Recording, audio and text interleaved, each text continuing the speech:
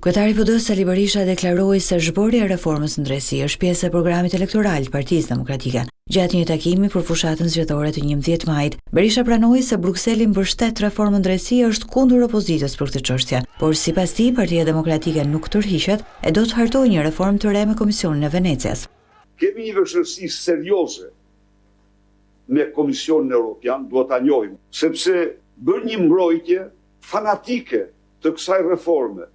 Në një kohë kur shqiptarët nuk kanë proces ligjor, ne pa diskutim që në pushtet do ftojmë Komisionin e Venecias. Se këta në një mënyrë ose në një tjetër arritën ta mbajnë larg Komisionin e Venecias.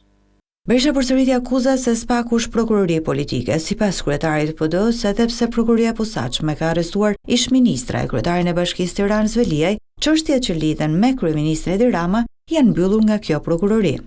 Kjo drejtësi mbyll çdo çështje që ka të bëjë me kryeministrin e vendit. Asnjë çështje madhore. Mirë po, e ka një dallim. Për ne që kemi jetuar në diktaturë, ne e njohim të drejtësi.